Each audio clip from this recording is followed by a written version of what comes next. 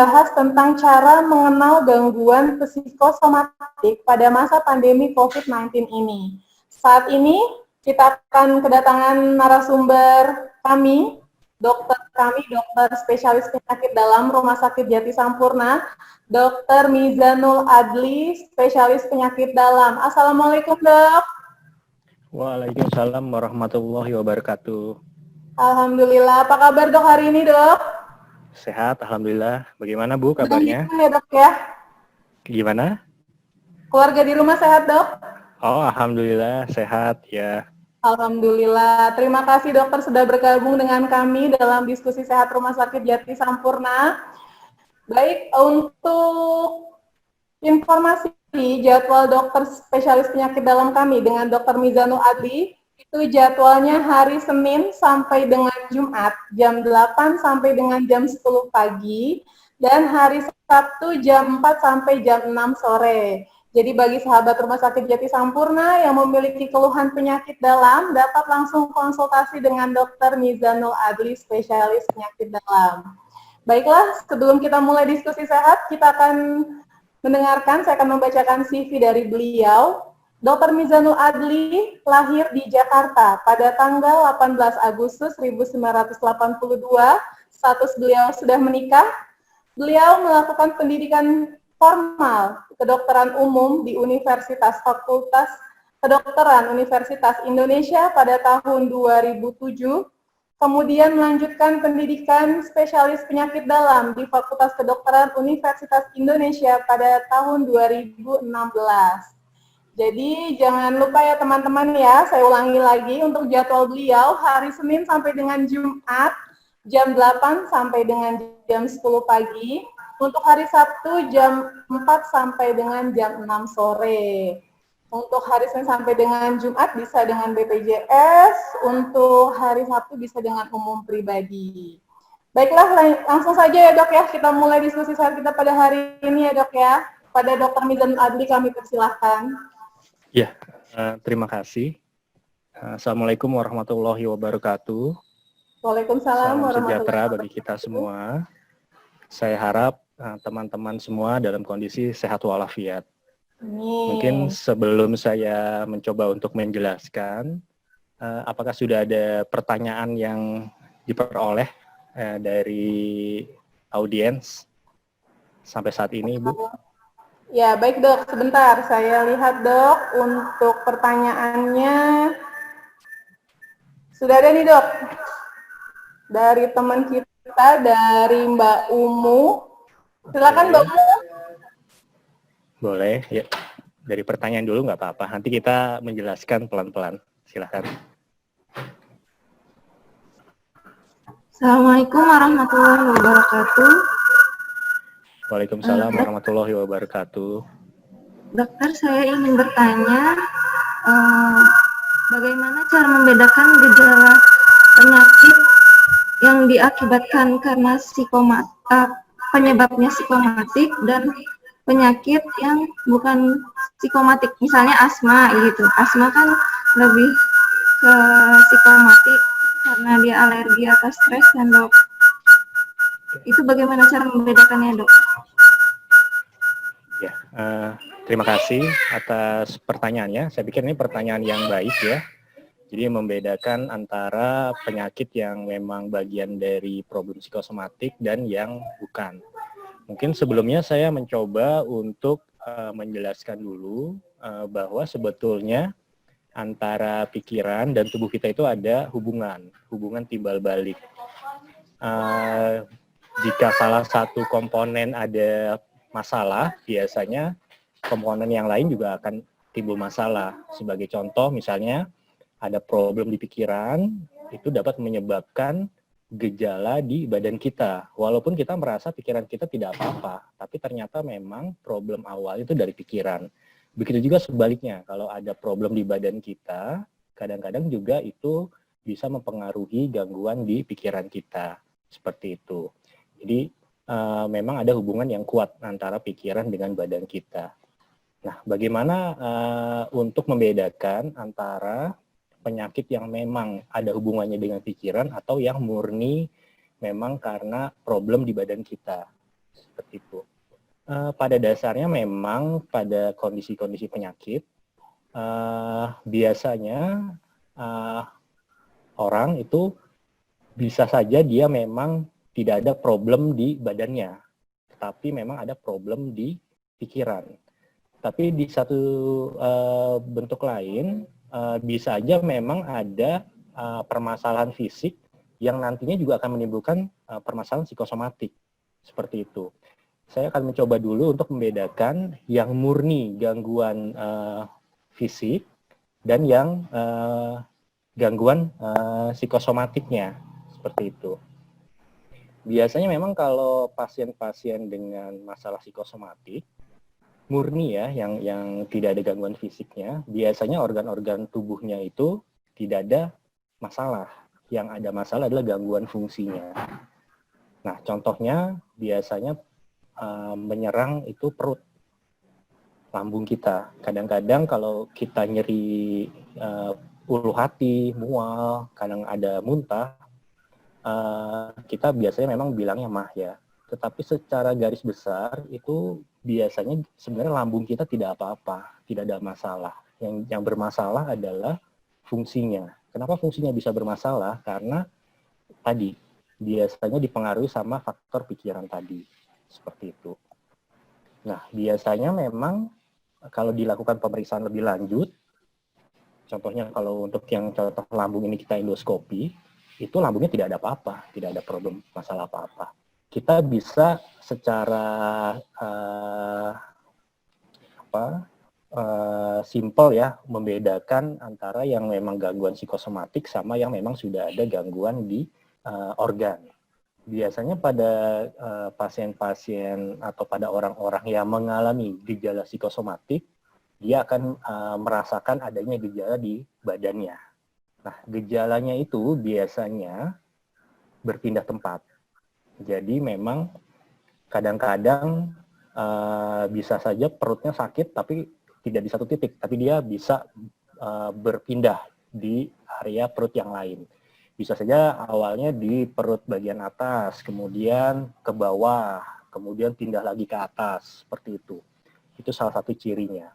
Kadang-kadang juga karena ini memang dipengaruhi faktor pikiran, gangguan atau gejala tubuh yang dalam bidang psikosomatik itu biasanya memang diikuti atau mengikuti emosi negatif.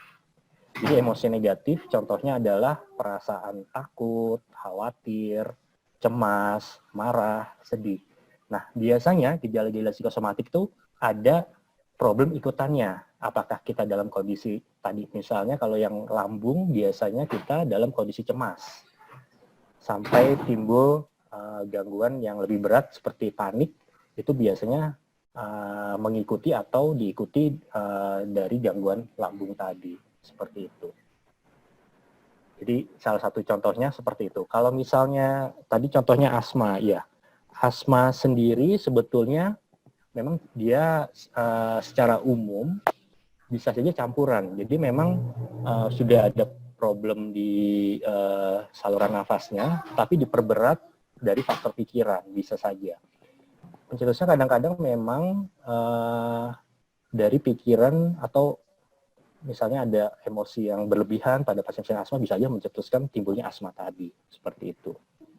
Tetapi paling tidak untuk membedakannya tadi, biasanya dia berpindah-pindah gejalanya, kemudian yang kedua diikuti oleh emosi yang negatif. Dan yang paling dasar ada faktor kerentanan individu. Biasanya orang-orang yang rentan itu mudah sekali mengalami gangguan psikosomatik. Apa itu orang-orang yang rentan? Yaitu orang-orang yang biasanya hidupnya itu penuh dengan stres yang tinggi. Sejak awal kandungan sampai saat ini, misalnya seperti itu. Jadi dia punya stres yang tinggi. Misalnya apa stres yang tinggi? Misalnya waktu kecil ada kematian orang yang disayang atau ada perceraian orang tuanya. Itu salah satu faktor yang bisa menjadi timbulnya kerentanan individu seperti itu. Oke. Mudah-mudahan paham apa yang saya jelaskan. Ya, terima kasih dokter. Gimana Mbak Umu? Sudah cukup jelas atau mungkin ada perlu ditanyakan lagi? Jadi kalau psikomatik itu lebih ke gejala yang berpindah-pindah ya dok ya, nggak di satu sisi tempat. Kalau Ya, jadi misalnya memang asma itu lebih kecenderungan psikomatik itu yang menjadi pencetusnya ya dok, bukan emang utamanya asma, cuma sebagai yang memperberatnya dari stres itu sendiri. ya, betul, betul Mbak. Jadi memang salah satu ciri ya, cirinya ada banyak memang. Salah satu cirinya adalah tadi keluhannya berpindah-pindah untuk yang gangguan psikosomatik murni atau gangguan fungsional kita bilangnya. Nah, tadi kalau contohnya asma, biasanya memang kalau asma itu udah campuran. Jadi memang sudah ada problem di organnya, tetapi dia diperberat karena faktor pikiran tadi, seperti itu. Salah satu cirinya lagi ya tadi, salah satunya tadi faktor kerentanannya sangat tinggi pada individu atau pada orang yang biasanya disebabkan karena trauma yang berkepanjangan dari sejak dahulu sampai sekarang, seperti itu. Dan memang perlu dibedakan lagi antara orang-orang yang mengalami gangguan psikosomatik dengan yang masalah kejiwaan. Itu berbeda. Justru pada orang-orang yang mengalami gangguan psikosomatik, dia masih bisa membedakan antara halusinasinya dan kondisi alam realnya. Kalau orang yang mengalami gangguan jiwa, dia tidak bisa membedakan. Jadi cirinya satu lagi adalah tidak ada halusinasi dan dia masih bisa membedakan antara halusinasi dan kenyataan, seperti itu. Itu salah satu cirinya juga.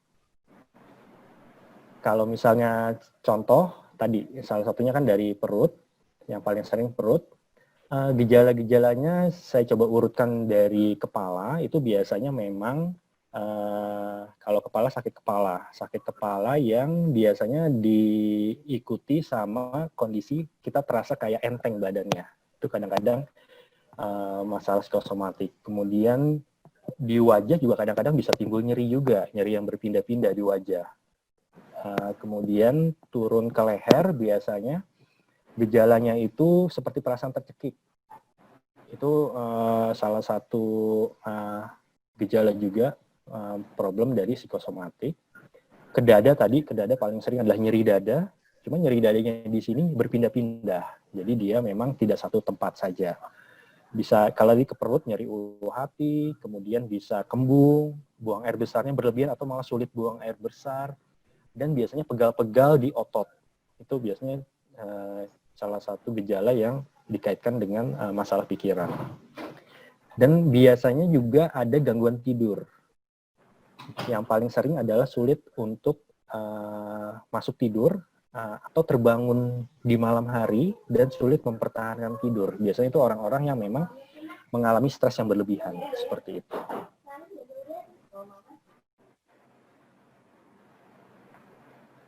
Iya, baik dokter. Terima kasih. Bagaimana dengan Mbak Umu? Untuk pertanyaannya, atas jawabannya sudah cukup jelas? Sudah, alhamdulillah sudah jelas. Iya. Ada satu lagi pertanyaan dok. Kalau kayak misal alergi gejala yang timbul pada kulit, kayak misalnya kemerahan atau gatal-gatal, kan itu juga pemicunya stres ya dok ya, entah itu stres karena suhu atau kadang psikologisnya, misalnya lagi nervous atau apa tiba-tiba gatal gitu. Itu termasuk salah satu psikomatik ya dok ya?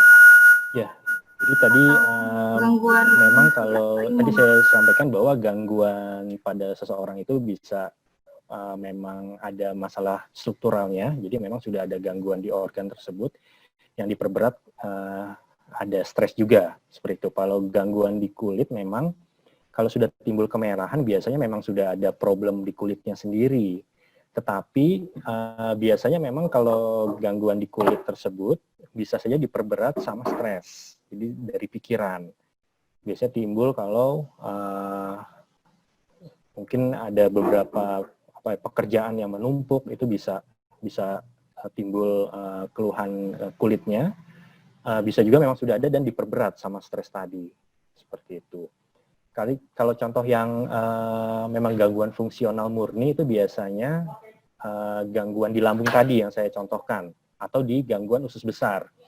Jadi kita bilangnya dispepsia ya atau MAH ya, itu sebetulnya lebih banyak, bahkan di atas 70% itu sebenarnya itu pengaruh dari pikiran, sedangkan lambungnya sendiri sebetulnya nggak apa-apa, seperti itu.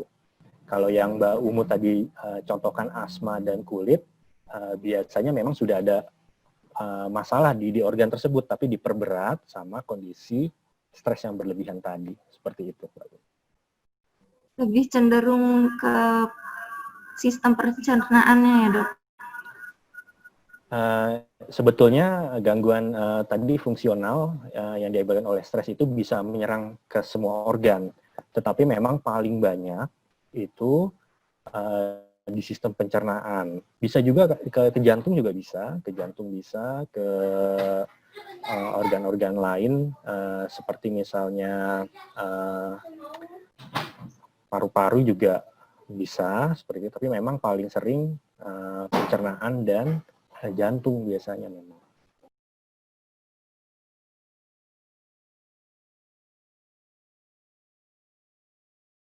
Yang keduanya sudah jelas? Sudah, terima kasih dokter. Ya.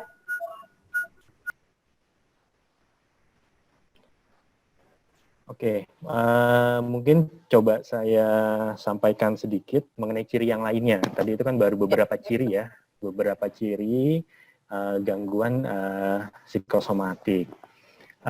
Tadi sudah ada 3 ya, jadi orang yang punya faktor kerentanan yang sangat rentan orangnya, kemudian nyerinya yang berpindah-pindah, dan keluhan atau keluhannya berpindah-pindah dan keluhan yang diikuti oleh emosi negatif.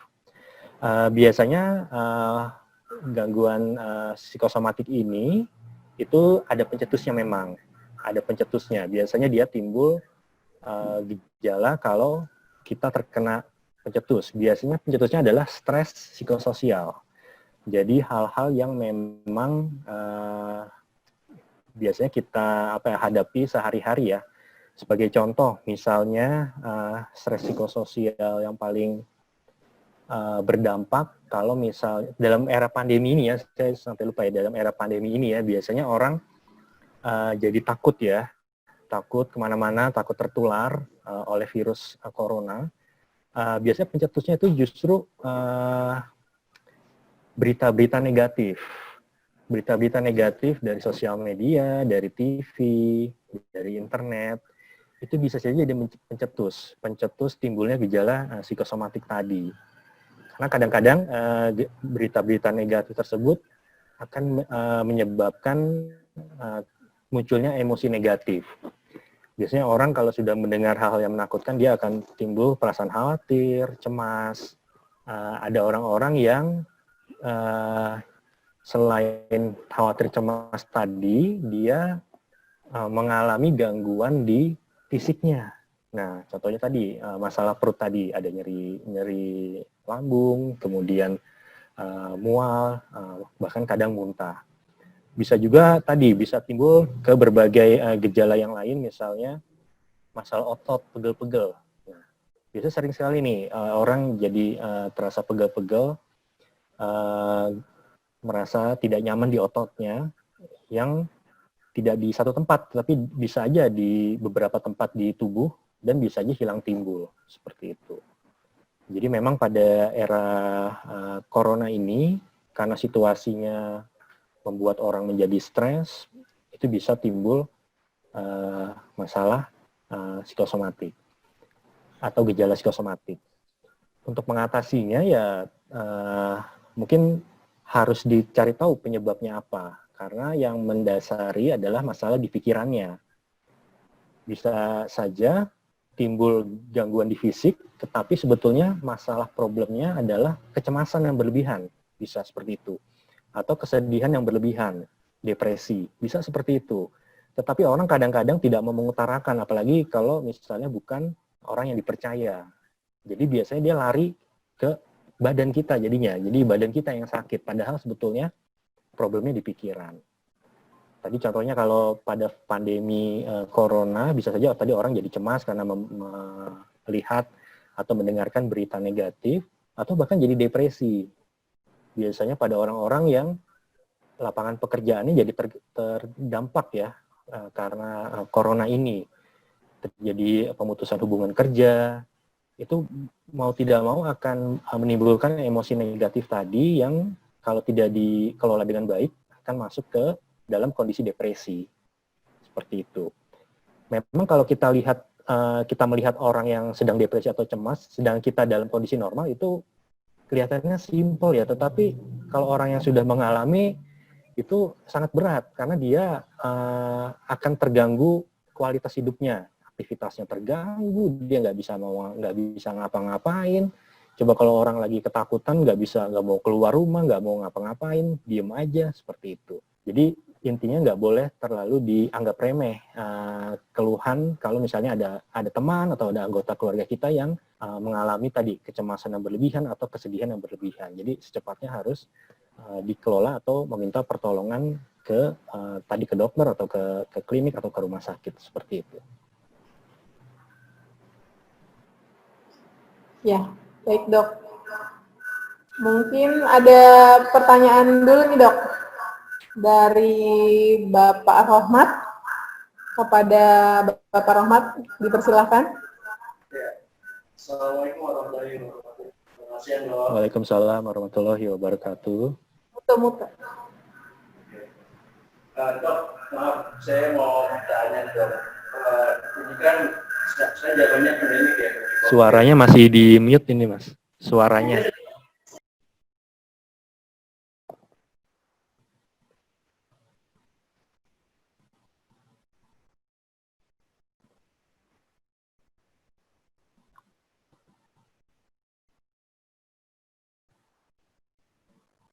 Ya dok ya, gangguan jiwa gitu ya dok ya. Nah itu bagaimana cara kita membedakan stres itu masih dalam batas wajar sehingga berbeda dengan orang yang gangguan jiwa gitu dok. Maksudnya mana yang dikatakan stres, mana yang dikatakan dengan gangguan jiwa gitu dok. Karena kan orang suka menyebutnya stres ya, kata gitu. Seperti apa gitu dok? Oke. Jadi kalau saya coba simpulkan, pertanyaannya adalah membedakan orang yang tadi gangguan jiwa, iya betul dok. Dan orang yang orang mengalami stres tapi dia tidak mengalami gangguan jiwa, seperti iya, itu ya. Betul, dok. Oke. Iya betul. Nah, sebetulnya memang perbedaannya yang pertama tadi, kalau pada orang-orang, jadi ada dua kelompok di sini, ada yang mengalami gangguan jiwa, jadi memang ada masalah psikiatrinya kalau kita bilang, jadi masalah kesehatan jiwanya terganggu. Dan ada orang yang memang mengalami gangguan psikosomatik. Dan itu dua hal yang berbeda. Nah, perbedaannya adalah yang pertama, untuk orang-orang yang mengalami gangguan jiwa, jadi kejiwaan ya, kita bilangnya skizofren atau gangguan jiwa, itu biasanya dia yang pertama tidak bisa membedakan antara halusinasinya, alam fantasinya dia, dengan kenyataan. Jadi contohnya misalnya ada pikiran yang dimana dia seolah-olah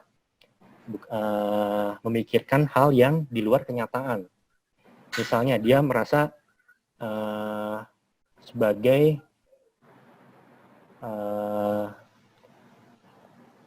orang yang berkuasa. Misalnya dia merasa dia sebagai presiden atau sebagai orang yang berkuasa. Padahal dia sebetulnya enggak, dia orang biasa aja.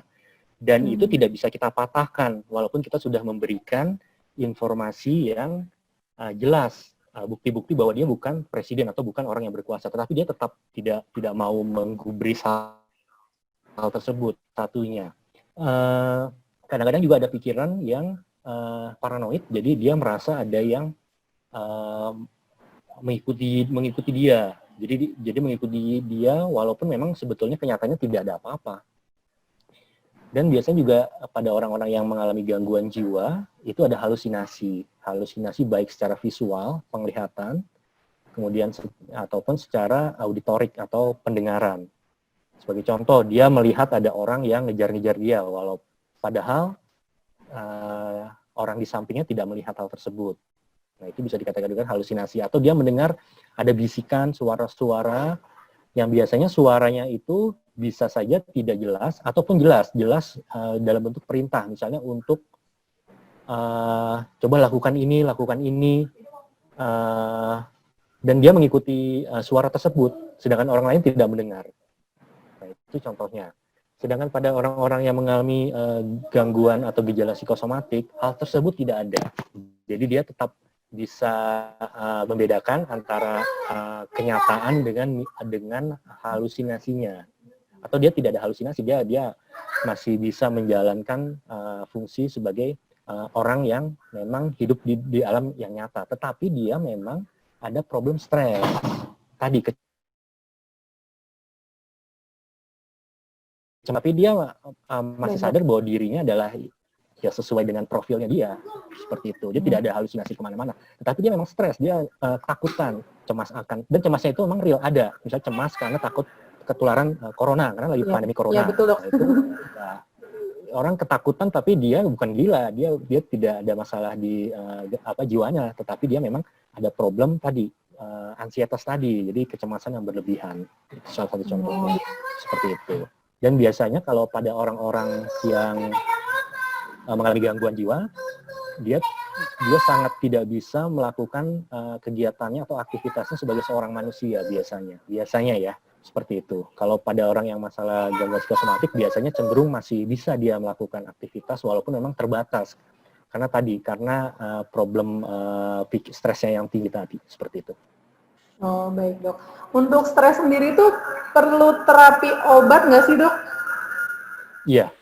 Jadi sebetulnya untuk stres yang menyebabkan gangguan atau gejala psikosomatik, memang ada beberapa modalitas atau beberapa metode untuk pengobatannya. Obat-obatan itu salah satunya saja. Tetapi memang yang paling penting adalah melakukan, kita bilangnya adalah psikoterapi. Nah, psikoterapi sendiri ya itu harus dengan bantuan dari tenaga medis, dari dokter yang memang mendalami hal tersebut. Paling penting adalah memang kita tidak boleh menyimpan. Jadi tidak boleh menyimpan stres tersebut. Jadi harus dikeluarkan. Itu adalah kunci yang paling sederhana untuk mengurangi stres tadi. Jadi kita harus mengeluarkan apa yang kita rasakan. Jadi kita sebenarnya memang harus menceritakan hal-hal yang membuat kita nggak nyaman.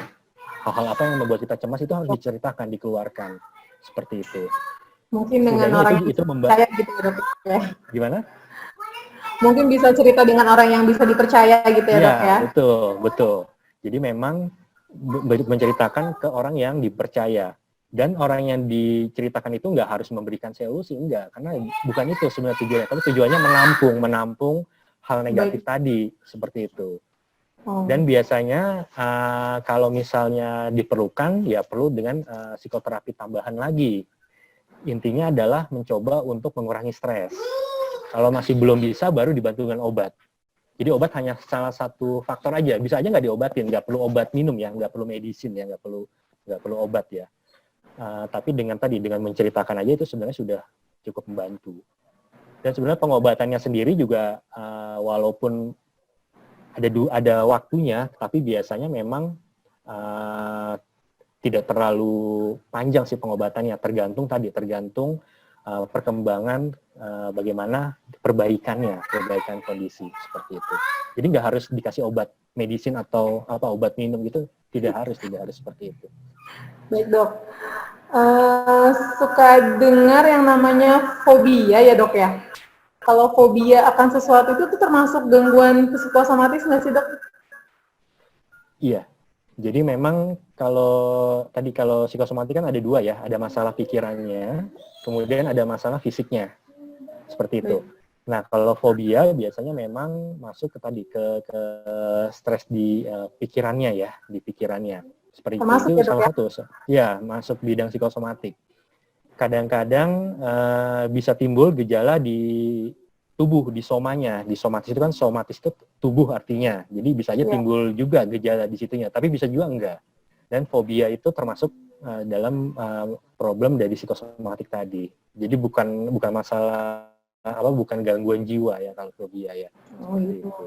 Fobia nanti macam-macam lagi ininya. Ada fobia akan sesuatu yang ya banyak lagi nanti pencetusnya seperti itu. Iya. Biasanya kan suka ada kayak contoh misalkan dia fobia akan sesuatu misalkan dengan binatang atau apa, dan itu seperti merespon ke tubuh kita dok, kalau misalkan menyentuh tubuh itu bisa langsung timbul bentol-bentol gitu, langsung itu sebenarnya alergi terhadap hewannya atau memang karena pikiran kita langsung ke syaraf jadi bentol-bentol sendiri atau gimana gitu dok? Oke, jadi memang kalau fobia itu tadi kan banyak jenisnya. Mungkin yang dibicarakan di sini adalah fobia spesifik terhadap sesuatu hal. Biasanya terhadap sesuatu yang menurut orang lain itu tidak membahayakan, tetapi menurut orang yang mengalami fobia itu membahayakan. Betul. Kalau misalnya orang takut harimau itu fobia atau bukan? Itu jelas bukan kan, karena semua orang kan akan takut harimau kan. Iya betul. Nah, kalau fobia biasanya hal-hal yang orang nggak takut tapi dirinya takut. Contohnya misalnya ada beberapa yang pasien tuh fobia terhadap garis-garis ini baju, corak-corak baju. Jadi kalau corak bajunya dia vertikal, garis-garis, dia takut. Seperti itu. Kalau sebagai contoh yang hewan, dilihat dulu hewannya apa. Kalau misalnya hewannya memang yang semua orang takut, misalnya ular, ya itu bukan fobia namanya. Betul dok. Kalau misalnya berkaitan dengan tadi dengan yang bentol-bentol, sebetulnya kalau psikosomatik nggak sampai, bisa saja sampai tapi jarang sampai menimbulkan bentol-bentol di kulit. Kecuali kalau dia mungkin tersentuh sama serangga atau sama binatangnya tadi, bisa aja timbul reaksi alergi seperti itu. Baik. Oh, seperti itu ya dok ya. Berarti bukan berarti karena ketakutan itu jadi timbul bentol-bentol, enggak ya dok? Kemungkinan mungkin karena serangganya itu gitu ya? Iya, biasanya lebih karena serangganya, karena menempel ke kulitnya. Ya, terima kasih dok, cukup jelas sekali dokter. Kemudian ini ada pertanyaan dari teman-teman melalui kolom komentar ya dok ya. Dok, saya mau bertanya bagaimana tips dan saran untuk mengatasi gangguan psikosomatis? Ya, saya sudah lihat ini pertanyaannya. Jadi memang di sini pertanyaan tadi betul, bagaimana tips dan saran untuk mengatasi masalah ya atau gangguan psikosomatik tadi. Yang pertama, kalau kita sudah mengalami gangguan psikosomatik, paling tidak yang kita ini dulu karena ini dari stres ya, biasanya dari stres tadi harus menceritakan hal-hal yang membuat kita stres apa ke orang lain, tentu saja yang dipercayai, seperti itu. Kemudian melakukan hal-hal yang positif. Tadi kalau di ciri gangguan psikosomatik, hal-hal yang negatif semua, emosi negatif, harus dilawan dengan hal-hal yang positif, aktivitas positif.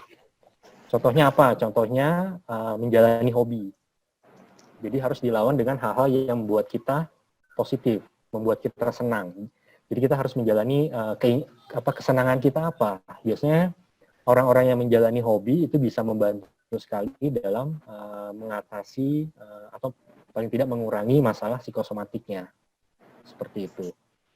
Tapi kalau misalnya memang belum ada perbaikan, memang diperlukan profesional yang nantinya profesional itu akan mencoba membuat seperti menyampaikan kondisinya itu seperti ini loh. Karena orang-orang yang mengalami gangguan psikosomatik itu pikirannya agak buntu dia nggak bisa melihat dari berbagai sisi mengenai problemnya. Jadi dibutuhkan orang lain yang mencoba untuk membantu dia untuk melihat dari sisi-sisi yang lain dari suatu permasalahan.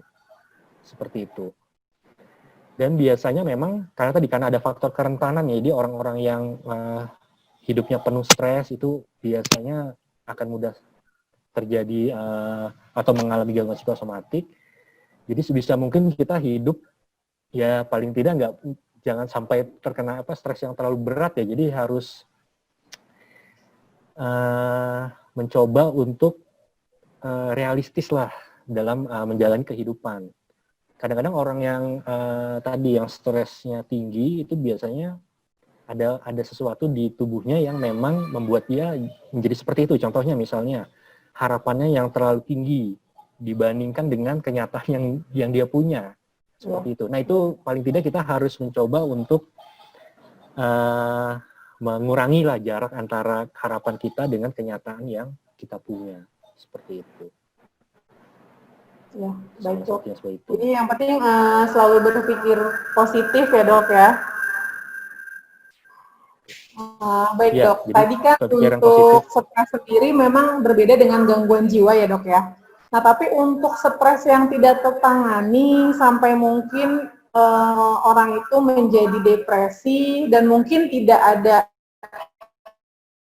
terapi pengobatan atau mungkin dia tidak ada teman untuk bercerita sampai akhirnya mungkin berkepanjangan, itu bisa jadinya akhirnya gangguan jiwa ya, atau tidak dok? Ya, kalau depresi biasanya jadi memang ada derajatnya antara ringan, sedang, berat ya.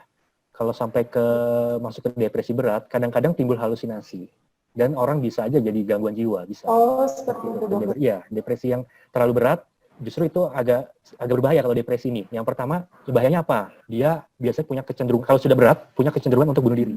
Jadi harus hati-hati. Ada kecenderungan orang untuk bunuh diri. Yang kedua, tadi dia bisa mengalami halusinasi yang nantinya akan masuk ke masalah gangguan jiwa. Seperti itu.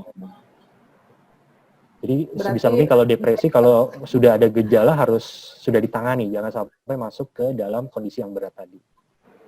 Ya, baik. Berarti kita pun dengan lingkungan sekitar mungkin lebih care lagi gitu ya dok ya. Maksudnya mungkin ada teman-teman yang sepertinya mulai stres atau depresi, mungkin bisa kita bantu dengan diajak ngobrol atau seperti apa gitu ya dok. Kadang kan mungkin tipe-tipe orang kan ada yang terbuka atau tertutup gitu ya dok ya. Kadang ada juga yang bilang kalau tertutup itu mungkin bisa lebih bahaya untuk ke arah gangguan jiwa karena dia tidak mau bercerita dengan orang lain gitu ya dok. Ya, kalau dari segi psikosomatik sebetulnya sama-sama bahayanya. Orang yang terlalu ekspresif juga berbahaya. Seperti itu. Orang yang tertutup juga berbahaya, tapi orang yang ekspresif juga berbahaya. Yang paling penting adalah kita merespon tidak berlebihan terhadap emosi negatif kita. Contohnya kalau misalnya orang dalam kondisi akan marah, baik yang memendam amarah dengan mengeluarkan amarah itu sama jeleknya. Karena dia kalau hubungannya dengan problem fisik, itu paling tidak akan menyebabkan di kemudian hari akan timbul penyakit tekanan darah tinggi. Dia akan menjadi tekanan darah tinggi. Itu salah satu contohnya. Jadi disimpan dan dikeluarkan secara berlebihan itu maksud terlalu ekspresif, marahnya itu kurang baik juga. Yang paling baik apa? Yang paling baik adalah mengganti emosi negatif tadi dengan suatu hal yang positif. Jadi kalau kita misalnya marah karena tidak lulus ujian, nah kita harus mengubah tadi hal negatif tadi menjadi positif. Jadi nanti di kemudian hari kita harus lebih rajin lagi. Belajarnya lebih rajin lagi, kemudian usaha untuk ujiannya harus lebih lebih optimal lagi, lebih baik lagi, seperti itu.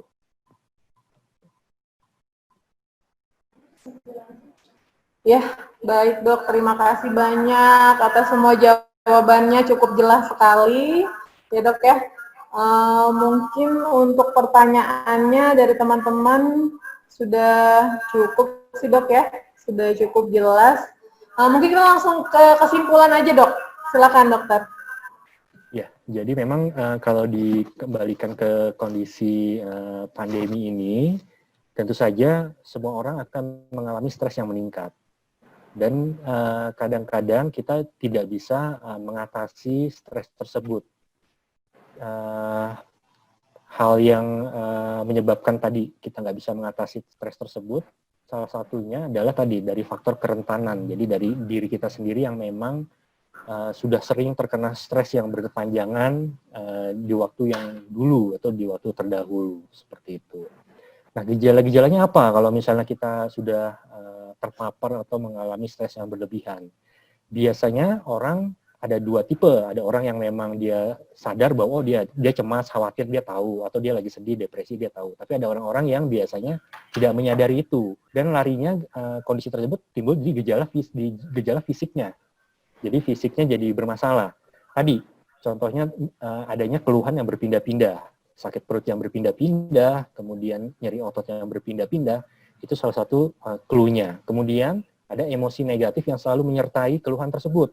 Jadi misalnya sakit perutnya timbul kalau misalnya dia habis melihat berita tentang COVID, kematian COVID, sakit perutnya timbul. Nah, itu psikosomatik tuh pasti, seperti itu. Yang paling penting adalah membedakan bahwa pasien-pasien psikosomatik itu bukan pasien gangguan jiwa, bukan, berbeda. Seperti itu. Perbedaannya tadi, adanya halusinasi pada orang-orang yang mengalami gangguan jiwa. Pada pasien gangguan psikosomatik tidak mengalami halusinasi. Seperti itu. Nah, untuk mengatasinya, paling mudah adalah menceritakan emosi negatif kita, stres tadi yang kita rasakan ke orang lain yang kita percaya. Itu adalah langkah awal yang paling mudah. Karena dengan begitu akan menurunkan kadar stres dalam tubuh kita. Yang kedua adalah melakukan aktivitas yang positif. Hal-hal yang negatif tadi harus diubah menjadi positif. Kalau kita marah karena kita nggak lulus ujian, kita harus mengubahnya menjadi aktivitas positif dengan belajar lebih giat lagi. Seperti itu. Bisa juga orang-orang yang mempunyai hobi, itu bisa untuk dilakukan hobinya untuk mengatasi tadi emosi atau kondisi negatif tadi. Dan yang paling penting, kalau masih ada gejala, memang memerlukan orang lain paling tidak untuk memberikan gambaran kepada dia, kepada si sakit ini bahwa problemnya itu seperti ini. Jadi dia bisa melihat dari semua sisi dan nantinya untuk solusinya sebetulnya orang sakitnya itu sendiri nanti yang akan menemukan solusinya sendiri. Biasanya orang lain atau tenaga medis hanya menawarkan alternatifnya apa, sehingga dia bisa mempertimbangkan baik buruknya mengenai solusi yang akan nanti diambil. Seperti itu. Untuk pengobatan atau obat-obatan yang diminum, bisa aja diberikan, tetapi bisa juga tidak. Dan obat yang diberikan ini tidak menyebabkan ketergantungan. Ya, itu yang kadang-kadang bisa salah di persepsi masyarakat bahwa obat-obatan yang mempengaruhi pikiran itu menyebabkan ketergantungan. Tidak semua obat. Dan biasanya petugas atau dokter akan memberikan obat yang paling aman dan paling sesuai dengan kondisi medis atau kondisi seseorang. Seperti itu. Baik dokter, terima kasih banyak atas pemaparan diskusi pada siang hari ini, cukup jelas sekali dokter. Jadi buat teman-teman sahabat Rumah Sakit Jati Sampurna, pada era pandemi COVID-19 ini, kurangilah stres dengan cara mungkin bisa bercerita, jika ada masalah dengan orang terdekat, berpikir positif dan melakukan kegiatan-kegiatan positif di rumah. Baiklah, mungkin itu saja yang dapat kami sampaikan. Kami mohon maaf apabila ada kata-kata. Terima kasih banyak kepada Dr. Mizanul Adli, spesialis penyakit dalam. Selamat bertemu lagi dengan kami di diskusi sehat selanjutnya. Assalamualaikum warahmatullahi wabarakatuh. Salam sehat. Waalaikumsalam warahmatullahi wabarakatuh.